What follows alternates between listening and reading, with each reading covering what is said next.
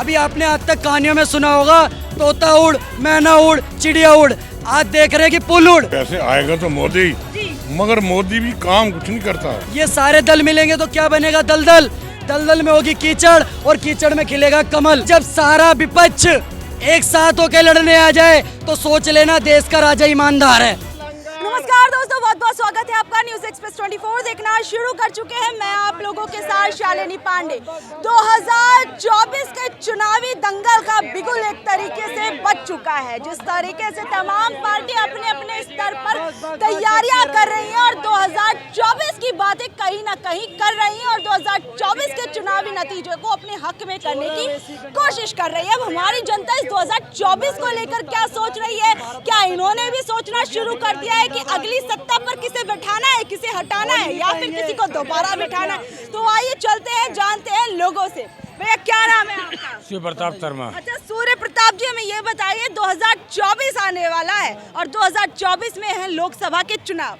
इन चुनावों को कैसे देख रहे हैं? क्या लगता है बीजेपी फिर जीतेगी या फिर पलट जाएगी बाजी? इस बार कुछ परिवर्तन आने वाला है? कोई परिवर्तन नहीं होगा, क्योंकि विपक्ष में कोई नेता ही नहीं है जो प्रधानमंत्री पद के लिए हो। विपक्ष में कोई नेता नहीं है भैया, विपक्ष तो एकजुट हो रहा है इस बार। विपक्ष का क्या है कि जैसे अभी यूपी के चुनाव में राहुल दो भैया साथ साथ चले थे, क्योंकि जनता समझ चुकी है कि इनको लंबित वर्षों तक भारत में शासन रहा है कांग्रेस का, सपा का, बसपा का, इसलिए जनता इनसे त्रायमान हो चुकी है।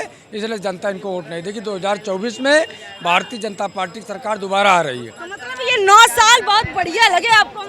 मोदी जी के 9 साल बहुत बढ़िया। ऐसी भारत में पहली सरकार आनी चाहिए जो गरीबों के लिए काम होना चाहिए। गरीबों का काम हुआ है। हाँ। गरीबों के लिए। भैया आपका नाम क्या है? लखविंदर सिंह। अच्छा लखविंदर जी, बताइए ये 9 साल बीजेपी के कैसे बीते और 2024 में क्या लगता है 9 सालों को और बढ़ाएंगे या कहे 10 सालों को और बढ़ाएंगे? मैं बताता हूँ, 2 साल तो उन्होंने कोरोना काल में काटा, 7 ही साल राज किया है, समझ गए।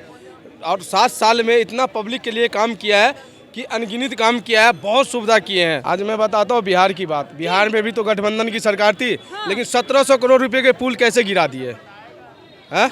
बताइए, गठबंधन की सरकार में, गठबंधन की सरकार में यही तो हो रहा है, 1700 करोड़ रुपए के पुल गिर रहा है। अरे आज मोदी जी का वहाँ बना होता पुल तो और पता नहीं क्या से क्या हो जाता। चाणक्य नीति कहती है, मैं नहीं कहता, ये चाणक्य नीति कही है। चाणक्य ने कहा है कि जब सारा विपक्ष एक साथ होकर लड़ने आ जाए तो सोच लेना देश का राजा ईमानदार है। दूसरी बात आप सुनिए, विपक्ष का नेता कौन है? नीतीश कुमार। क्या बोलते हैं उनको? पलटू चाचा, जिनके पास खुद 40 विधायक हैं। कभी बीजेपी के साथ गठबंधन में सरकार बनाते, कभी जिन्हें दिन रात गाली देते थे तेजस्वी यादव, लालू यादव, कभी उनके साथ सरकार बनाते हैं। अभी आपने आज तक कहानियों में सुना होगा तोता उड़, मैना उड़, चिड़िया उड़। आज देख रहे हैं कि पुल उड़। 1717 करोड़ का पुल बनाया और वो उड़ गया। अरे राहुल गांधी, अरे सारे इकट्ठे विरोधी। क्योंकि मैं बताता हूँ, ये सारे दल मिलेंगे तो क्या बनेगा? दलदल। दलदल में होगी कीचड़ और कीचड़ में खिलेगा कमल। कैसे आएगा तो मोदी, मगर मोदी भी काम कुछ नहीं करता। ये तो बहुत काम गिना रहे हैं। कोई काम 9 सालों में जो वो 70 सालों में काम नहीं किया। एक भी काम गिनवा दे, मोदी ने क्या काम किया? इतने गलत कानून बने हुए हैं, इतने, कोई भी उसने ठीक किया आगे? आप बताइए। अब देखिए, हिंदू है वो अपने लिए अपनी शिक्षा का, धर्म का प्रचार नहीं कर सकता, तो ये इसमें इम्प्रूवमेंट करी मोदी ने? क्यों नहीं करी 9 साल में? राम मंदिर बन गया, बताइए। अरे मंदिर अलग चीज है, इम्प्रूवमेंट तो नहीं हुई। आप धार्मिक शिक्षा नहीं दे सकते अपने बच्चों को, क्योंकि आपके संविधान में लिख दिया गया है। तो फिर इम्प्रूवमेंट तो उसने कुछ नहीं की। फिर देखो, एक वक्फ बोर्ड का भी कानून बना है कांग्रेस के टाइम में 1995 में।